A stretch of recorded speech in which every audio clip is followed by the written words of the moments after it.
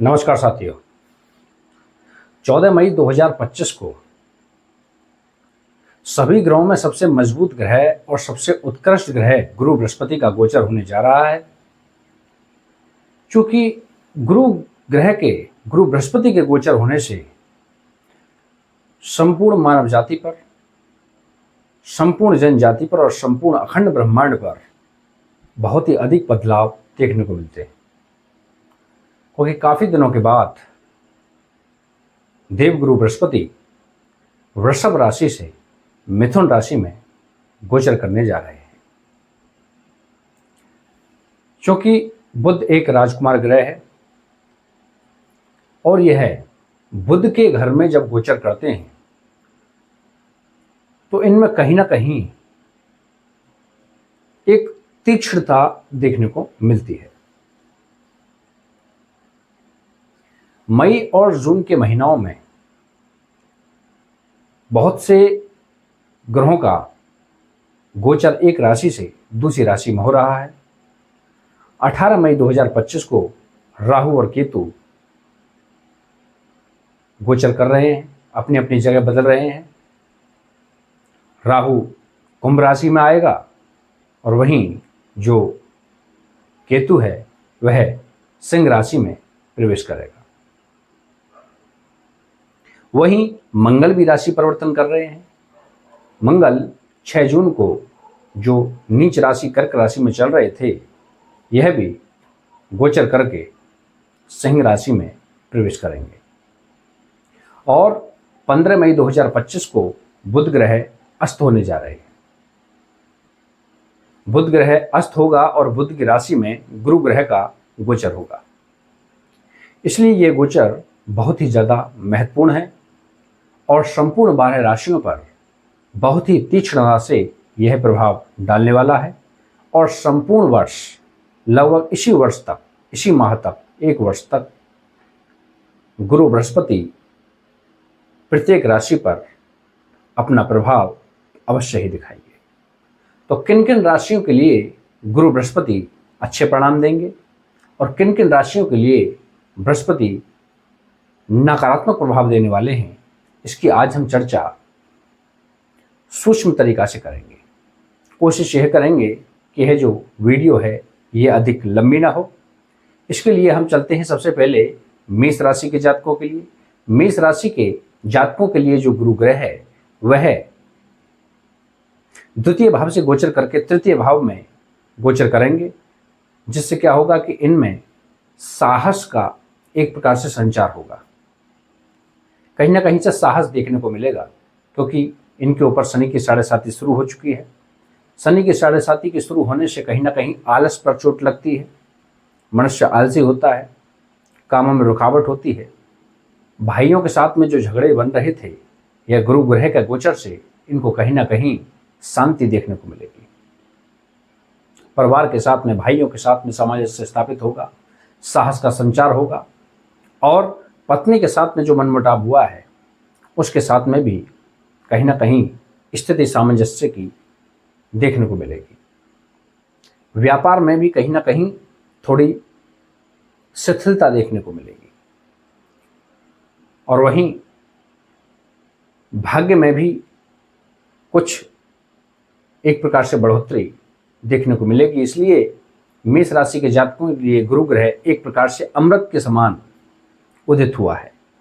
जहां यह शनि की 7.5 का संघर्ष झेल रहे हैं, वहीं इस गुरु ग्रह के गोचर ने सप्तम भाव, नवम भाव और एकादश भाव पर क्रम से अपनी पंचम, सप्तम और नवम दृष्टि डाल करके इनके बहुत से समस्याओं का निराकरण ही किया है।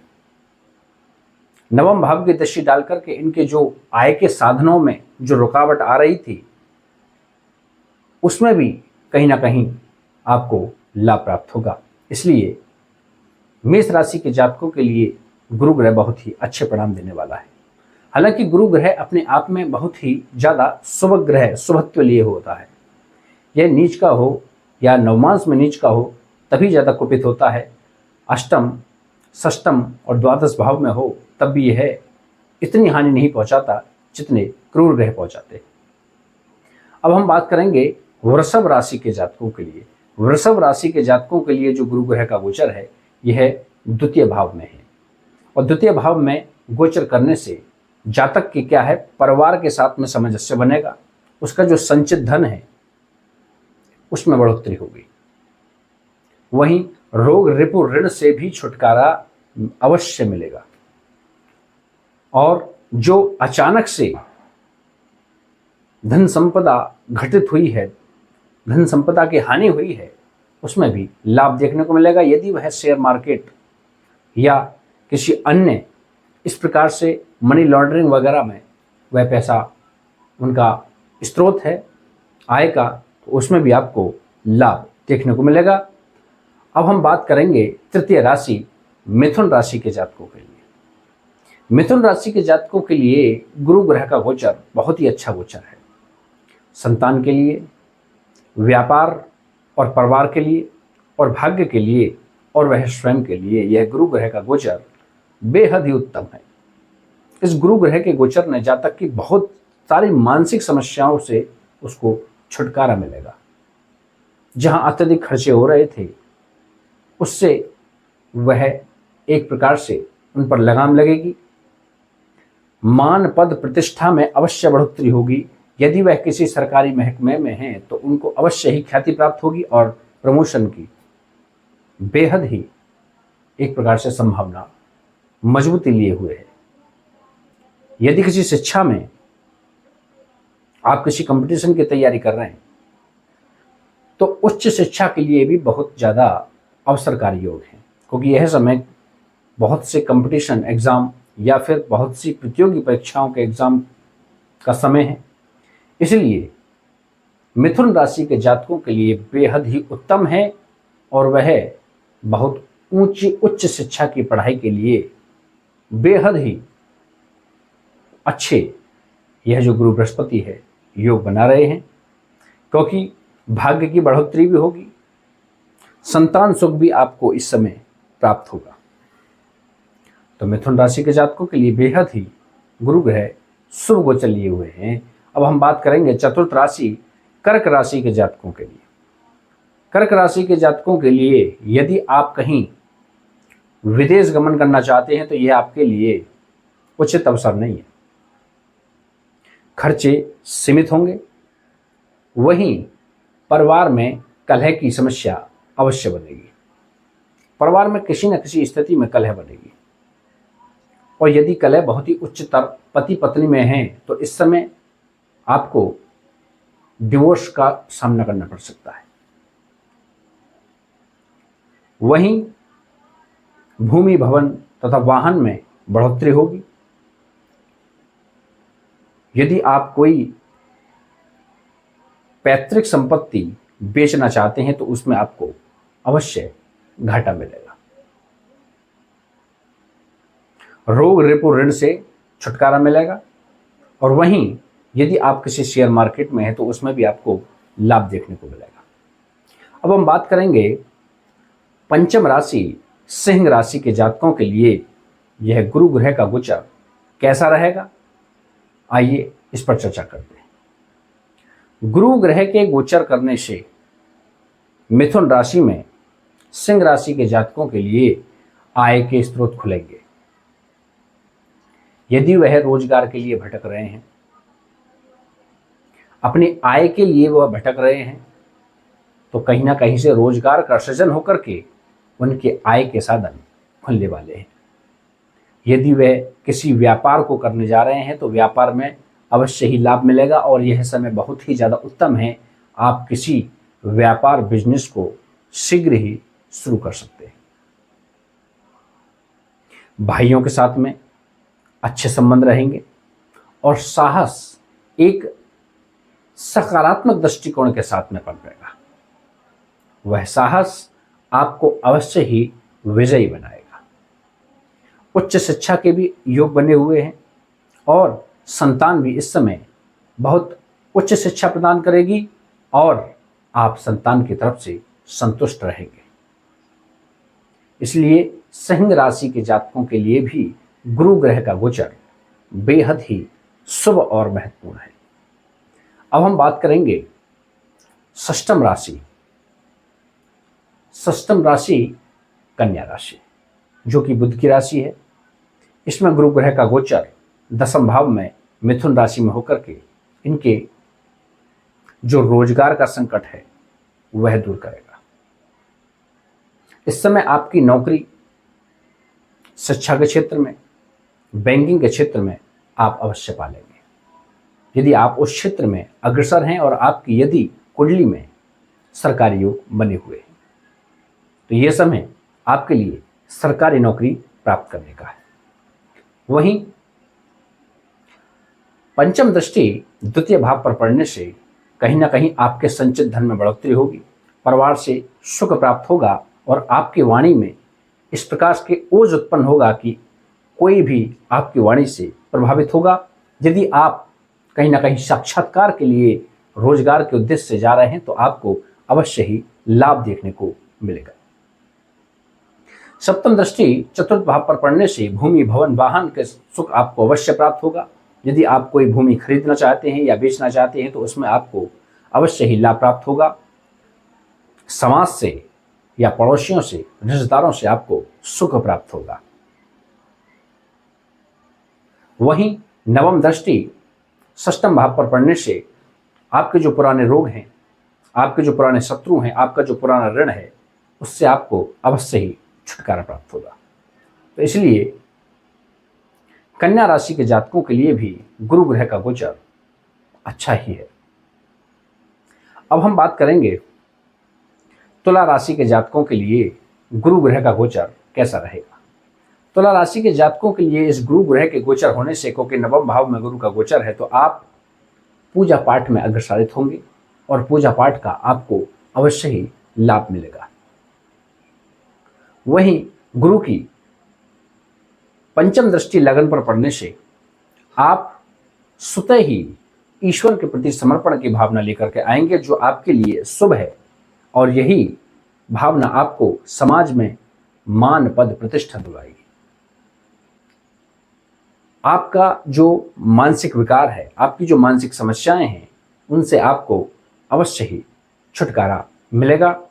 और वहीं जो सप्तम दृष्टि है वह पराक्रम भाव पर पड़ने से कहीं ना कहीं आपके पराक्रम में एक सकारात्मक दृष्टिकोण लिए हुए है, आप में ऊर्ज की भावना जन्म लेगी।